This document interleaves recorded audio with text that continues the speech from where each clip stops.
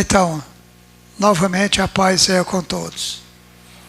Prezados irmãos e irmãs, é uma satisfação, um prazer estar convosco aqui mais uma vez, mais um santo sábado, dia do Senhor. E hoje a nossa lição é a continuação, 1 São Pedro, capítulo 3, vamos iniciando com o versículo 12 até o 22.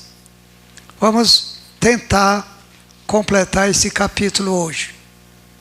Então o versículo 12 diz: porque os olhos do Senhor estão sobre os justos, e os seus ouvidos atentos às suas orações. Mas o rosto do Senhor é contra os que fazem males. Então está aí uma e outra situação. Os olhos do Senhor observam tudo. Por mais que a gente pense que os olhos do Senhor não observam, mas o Senhor observa tudo. Tudo que se passa aqui na terra, o Senhor observa. E os seus ouvidos, que não estão agravados, como diz o profeta Isaías, os ouvidos de Deus não estão agravados que não possam ouvir. Então eles ouvem. Os ouvidos do Senhor ouvem, escutam as nossas orações. Agora o seu rosto está virado para os que fazem o mal. É uma situação lógica e determinante da parte de Deus. Agora, às vezes a gente pode perguntar assim: e por que Deus não responde às minhas orações? O primeiro motivo é porque Deus sabe o que é melhor para nós. E às vezes, da forma como nós pedimos, não é a forma melhor para nós. Por isso Deus... Mas quando é melhor para nós e para a obra, para a igreja, Deus responde. Responde logo. E o versículo 13 diz uma coisa interessante. E qual é aquele que vos fará mal, se fordes zelosos do bem? Então o nosso testemunho aqui vale muito. Se nós estivermos praticando o bem, fazendo o bem, obedecendo a Deus, o nosso testemunho é um testemunho bom. E quem é que nos vai fazer mal se nós estamos praticando somente o bem? Não há razão, não há motivo. Se alguém nos fizer mal, está tomando uma atitude injusta. Porque nós não estamos ofendendo ninguém, nós não estamos fazendo mal a ninguém. Pelo contrário, nós estamos fazendo o bem a todos. E o 14 vai dizer outra coisa interessante. Mas também, agora fala conosco, pelo nosso sofrimento, se nós viemos a sofrer. Mas também, se padecerdes por amor da justiça, sois bem-aventurados. Está aí. Às vezes a gente não quer sofrer. Às vezes a gente acha que está passando uma situação difícil, mas tudo é para o nosso bem. O apóstolo Paulo diz: todas as coisas contribuem para o bem. E nós devemos aprender a tirar lição de tudo. Mas se nós estivermos aí padecendo, sofrendo pela justiça, melhor ainda, porque somos bem-aventurados. E o que é bem-aventurado? Felizes, bem-aventurados, porque sofremos por uma causa justa, que é a causa de Deus. E os discípulos chegaram até morrer por essa causa. Então eles são, naturalmente, os primeiros bem-aventurados. E aquelas criancinhas pequenininhas, de 3 anos para baixo, que morreram, foram mortas por ordem de Herodes, para matar Jesus. Jesus fugiu lá para o Egito, escapou. E aquelas crianças? Morreram inocentemente. Mas morreram por quê? Morreram pela justiça.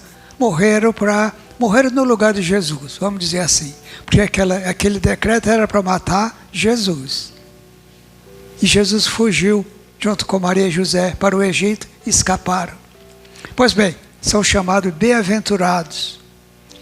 E agora, a palavra de confiança para nós. E não tem mais com medo deles. nem vos turbeis, ou não vos perturbeis. É isso, devemos ter essa confiança. Uma coisa, eu não sei se falta em algum de nós, mas se falta, vamos colocar isso em nossa mente. Vamos acreditar, vamos confiar na palavra. A palavra não falha, a palavra não mente, a palavra não nos engana, a palavra é verdade e verdadeira. Então, daí, não tem mais, com medo deles, dos problemas, das dificuldades, das doenças, dos malfeitores, todas essas coisas. Se nós estivermos com Deus, andando nos caminhos de Deus, fazendo a sua vontade, não devemos temer, e não tem por que temer, nem ficar com medo deles, dessas situações, e não turbar o nosso coração. Jesus disse, para não perturbar os vossos corações, crê em Deus, credes também em mim. Agora o versículo 15 diz, 15, outra exortação para nós como igreja. Antes de tudo isso, devemos fazer o quê? Santificar a Cristo como Senhor em nosso coração. Como é que é isso? Santificar Cristo em nosso coração. É separar o nosso coração exclusivo para o Senhor Jesus. Santificar Ele em nosso coração. Separar.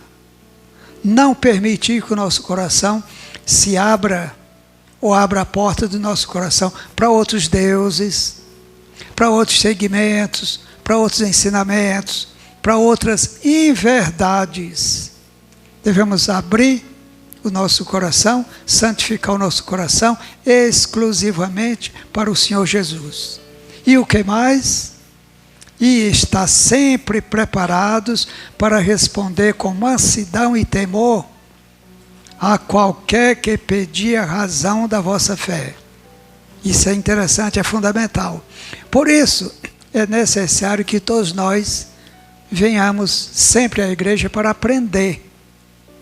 O irmão José aprendeu, com certeza ele aprendeu. Deu uma explicação boa hoje aqui, ele aprendeu. Então, precisamos aprender. Para quê? Para poder responder, estar preparado para responder com mansidão e temor a qualquer que pedir a razão da nossa fé. Olha, um crente, membro de uma igreja, defensor de uma fé, mas não sabe expor a sua fé, não sabe defender a sua fé, ele precisa aprender.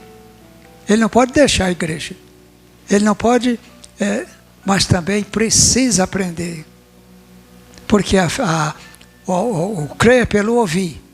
Ele está na igreja, está ouvindo.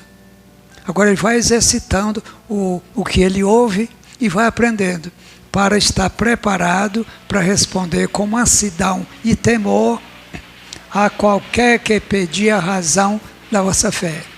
Alguém nos faz uma pergunta, nós precisamos estar preparados para responder a pergunta. Se não sabemos, não tem problema. Daniel também não sabia, tinha coisa lá que ele não sabia. Mas o que é que ele fez? E qual foi o exemplo que ele deixou para nós? Pediu um tempo. Nós podemos também fazer isso.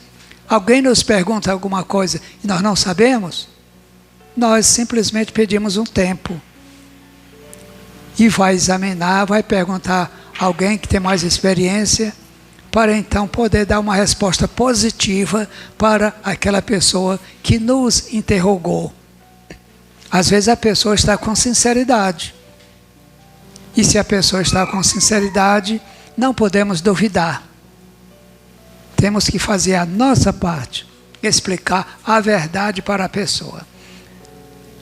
Pedir a razão da esperança que está em vós. Por que você é crente? Por que você é reformista?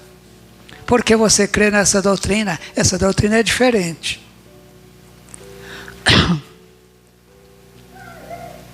Essa doutrina é diferente. Mas então por que você crê nessa doutrina? Por que que você...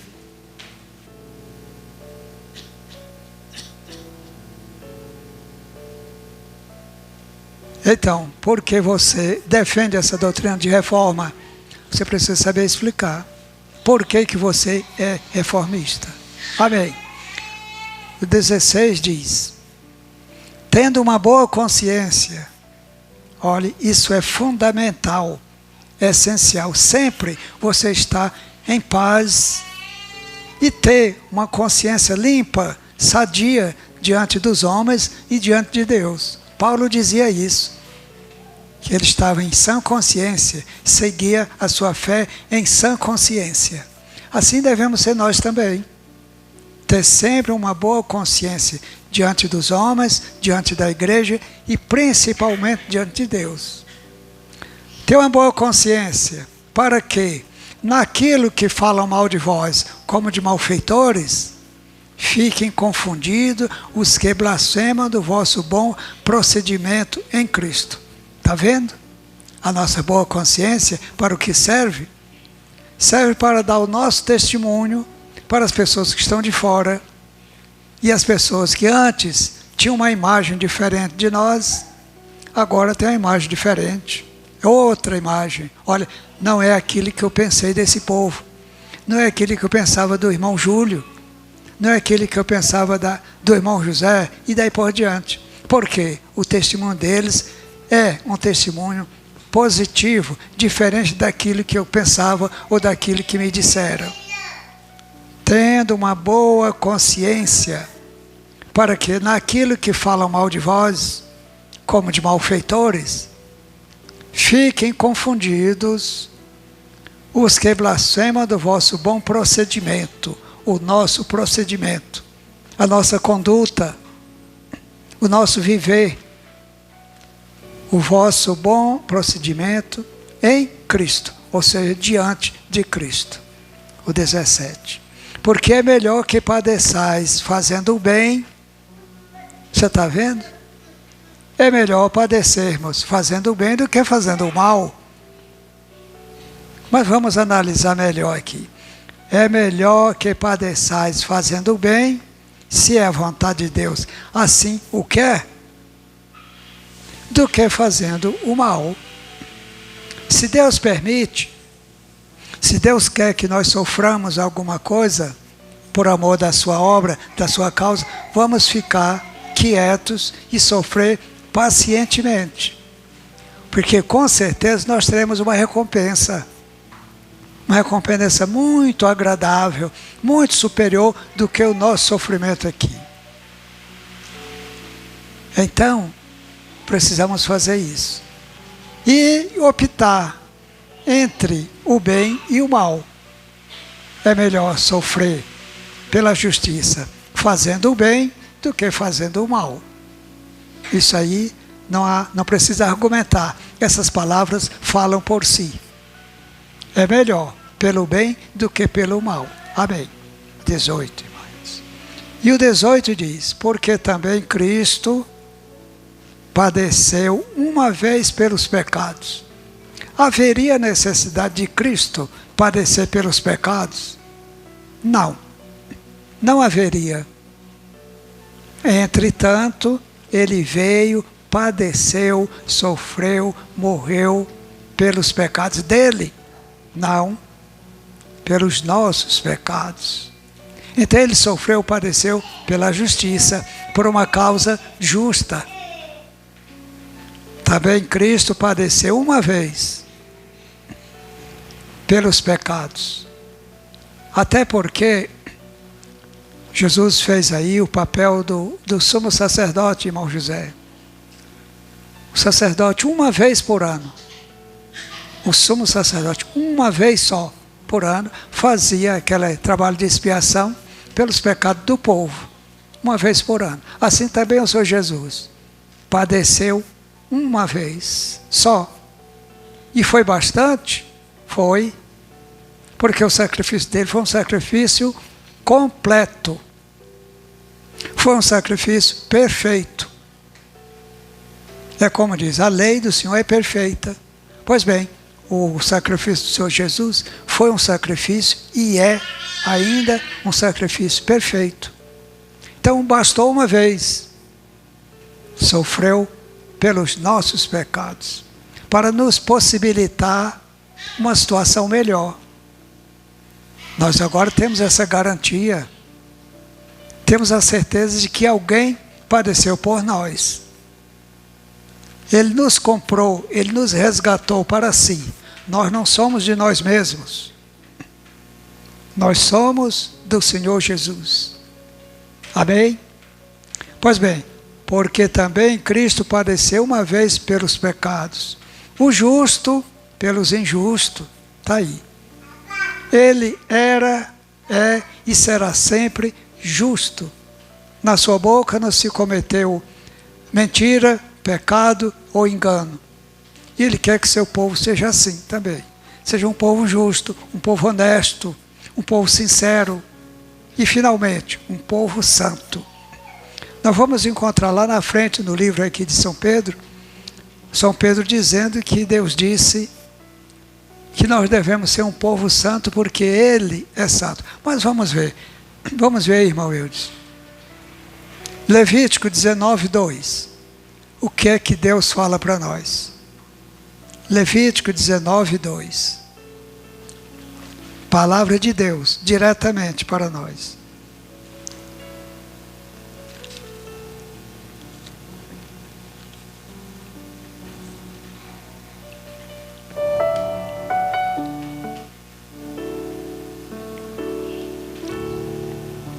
Está aí o recado de Deus para nós. Um recado de Deus para Moisés transmitir para toda a congregação. Fala a toda a congregação dos filhos de Israel e diz-lhes: santos sereis, porque eu, o Senhor vosso Deus, sou santo. Amém. Essa é a palavra de Deus, essa é a palavra de salvação, essa é a palavra da fé que nós pregamos. É o recado de Deus nessa manhã, para toda a congregação. Sede santos. E o que é ser santo? Nós sempre estamos explicando aqui isso aí. Ser santo não é descer do céu santificado e estar aqui no meio dessa geração corrompida. Não, ser santo é ser um povo separado. Ser um povo separado para Deus. Um povo exclusivo para Deus. Não ter outros deuses. Não nos interessa. Não nos faz bem termos outros deuses. Basta um só, aquele que é fiel e verdadeiro. Até porque tem um mandamento que diz: não terás outros deuses diante de mim. Então, é o único Deus verdadeiro. Amém. E agora, irmãos, volte para lá. O 16, né? Não, 17, Sim.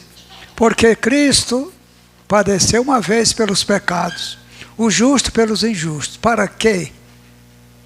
Para levar-nos à presença de Deus. Esse foi o objetivo do sacrifício de Cristo. Nos levar. Israel estava fazendo falta. Israel faz falta. Para nos levar à presença de Deus. Então devemos pensar nisso. Considerar, respeitar isso. Esse é o objetivo do sofrimento de Jesus, do que Ele padeceu por nós, para nos levar à presença de Deus. É o seu desejo. Ele quer nos apresentar a Deus, para levar-nos a Deus, mortificado, na verdade, na carne, mas vivificado pelo Espírito. Então ele, como homem, nós temos explicado sempre isso aqui. Jesus tinha duas naturezas, né? A humana e a divina. A divina, filho de Deus, e a humana, filho de Maria. Mas então qual foi a parte que foi mortificada? Qual foi a carne que foi mortificada? A do filho de Maria. Mortificado, na verdade, na carne, naquela carne, mas vivificado pelo Espírito. Até porque ele também disse que essa carne nossa para nada serve. O Espírito é que vivifica. E Paulo acrescenta dizendo que essa carne e o sangue não herdam o reino de Deus. Mas então, vamos continuar aqui. Mortificado na verdade na carne, mas vivificado pelo Espírito. Pelo Espírito, Jesus Cristo foi vivificado. Ou seja, novamente veio a vida, veio a ressurreição. E nós também, se morrermos, nós que estamos vivos hoje aqui, se morrermos antes da sua vinda, por esse mesmo Espírito, nós seremos vivificados. Amém. Agora, o 19. Vamos parar para pensar e entender esse 19. No qual também foi e pregou aos espíritos em prisão. Esse versículo é polêmico, viu? Tem várias interpretações. O irmão Eudes já deu aqui uma ênfase muito boa, num sentido geral. Agora, tem uma interpretação que não é verdadeira, mas que diz assim, que Jesus morreu, Jesus foi sepultado, e lá no sepulcro ele pregou para os espíritos em prisão. Isso aí não é verdade. Mas se nós voltarmos para o 18, a última palavra do 18 e as duas primeiras do 19, nós vamos entender claramente o assunto. Olhem, observem e me acompanhem. Vivificado pelo Espírito. Espírito. Agora o 19. No qual? Em que qual? No Espírito. Foi vivificado no Espírito. No qual? No Espírito. Também foi e pregou aos espíritos em prisão. Jesus foi em Espírito. Ele não foi pessoalmente. E nem tampouco lá na sepultura. Não, ele foi em Espírito. Através de quem? O 20 vai explicar. Através de quem ele foi. Os espíritos que ele pregou em prisão, os quais, os espíritos, né? Em outro tempo foram rebeldes. Quando a longanimidade de Deus esperava nos dias de Noé, enquanto se preparava a arca. Vamos parar aqui. Então, a preparação da arca foram quantos anos? 120 anos. Está aí a longanimidade de Deus que a palavra está dizendo. E durante esse tempo, Jesus foi em espírito a Noé. Prestem bem atenção ao raciocínio que vocês vão compreender. Em espírito, no qual foi. Jesus não veio da terra e pregou para os antediluvianos. Pessoalmente, não. Mas em espírito, sim. Através de quem? De Noé. E quanto tempo durou? 120 anos. Enquanto fazia o quê? Fazia a arca. A longanimidade de Deus esperou. Deus é misericordioso, Deus é bondoso, é paciente, é longânimo. Os quais, aqueles espíritos, né, em outro tempo foram rebeldes. Rebeldes por quê? Para começar, esses espíritos que nós estamos falando aqui, eles foram expulsos do céu, juntamente com Satanás lá no começo do mundo. Depois eles não agiam e nem agem assim por si mesmos. Eles agem usando as pessoas. Deu para entender? Acredito que deu. Eles usam as pessoas. E eles usaram os antediluvianos para não crer na mensagem de Noé. Por isso foram rebeldes. Olha, a palavra diz com clareza, os quais em outro tempo foram rebeldes. Quando? Quando a longanimidade de Deus esperava nos dias de Noé, 120 anos. Eles eram rebeldes em não querer ouvir e aceitar ou crer a mensagem de Noé. Mas o Espírito de Deus, e estava pregando para eles através de Noé. Enquanto se preparava a arca. Agora, outro assunto interessante aqui. Na arca, poucas pessoas, isto é, 8 almas se salvaram pela água. Vamos parar aqui para entender também. Enquanto se preparava a arca, na arca. Qual é a arca hoje? Primeiramente é a igreja. A arca de hoje é a igreja. Aqui na terra, no céu, qual é a nossa arca? O Senhor Jesus Cristo. Ele é a porta. Ele é o caminho. Ele é a verdade. Se nós entrarmos pelo caminho que é Ele, estaremos seguros. Na qual poucas, isto é, 8 almas se salvaram pela água. Olha, aqui tem dois entendimentos. A gente lendo rápido assim, pensa que eles se salvaram do dilúvio. Mas será que é somente do dilúvio que essas 8 almas se salvaram? Olhem, vejam a palavra pela. Prestem atenção. Se fosse do dilúvio, a palavra dizia da água. Mas a palavra está dizendo pela água. Então, como é que vamos entender? Tem não é 2 interpretações, mas 2 entendimentos. Primeiro entendimento. As 8 almas que escutaram a pregação de Noé se salvaram do dilúvio. Primeiro entendimento. E o segundo entendimento? Pelo batismo. Mas vocês, até o Rael pode dizer assim, mas pastor, aí não está falando de batismo. Como é que o senhor está querendo colocar esse entendimento na nossa cabeça agora, que essas 8 almas se salvaram pelo batismo? É fácil e simples. Fácil e simples. Olha, pela água. Não é da água. Se fosse somente do dilúvio, tivesse salvado do dilúvio, dizia da água. Se salvar da água. Mas não é.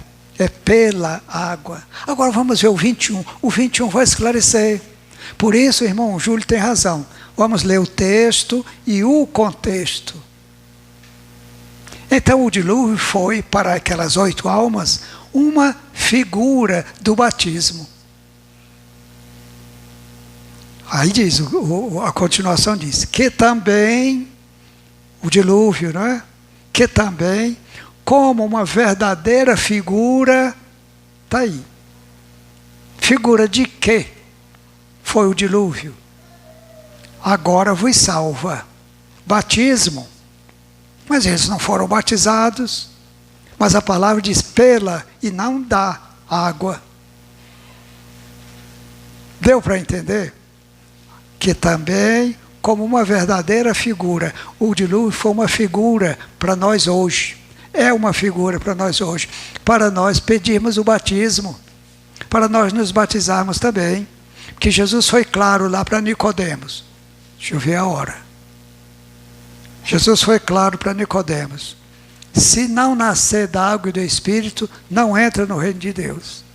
E eles entraram. As 8 almas se salvaram. Se salvaram para a vida eterna. E do dilúvio? Escaparam. A palavra correta é essa.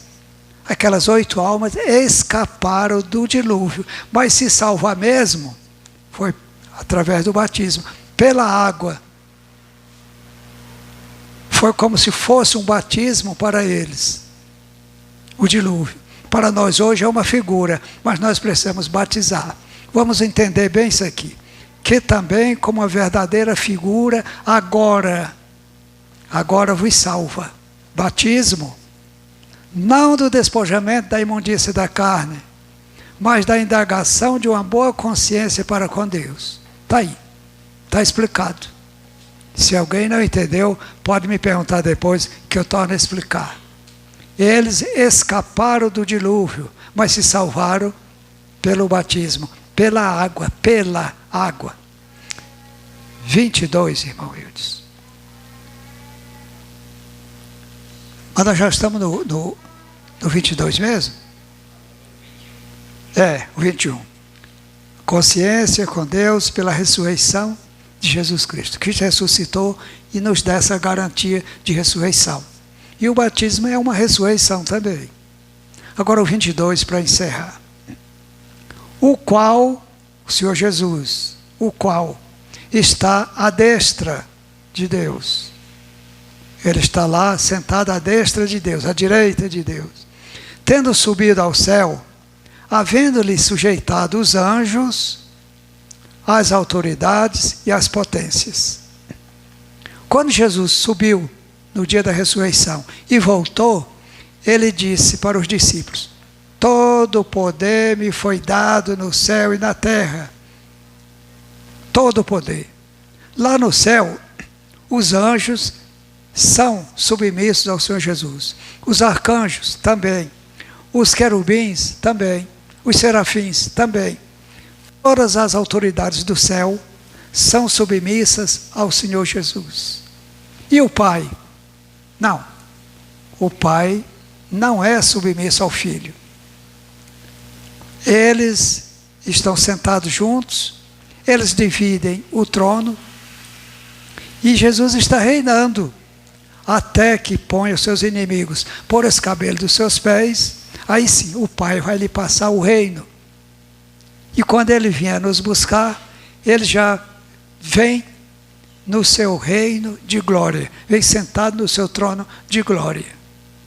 Mas enquanto isso, todas as autoridades do céu, as potências, falar em potência, vamos citar aqui um caso rápido. É muito bom a gente ouvir testemunho de pessoas de fora. É bom. E principalmente quando as pessoas de fora reconhecem algo em nós, como reconheceram em Jesus. Houve lá uma tempestade, e Jesus estava indo no barco. Aí os discípulos foram chamar o Senhor. Chamaram: mestre, olha, a tempestade, nos salva. Jesus falou para eles se acalmarem e mandou que o mar se acalmasse. Ordenou que o mar se acalmasse. E as pessoas que viram aquele sinal, o que é que disseram? Disseram assim: quem é este? Quem é este homem que até o mar lhe obedece? Palavra do Senhor Jesus. Ele mandou, o mar se acalmou.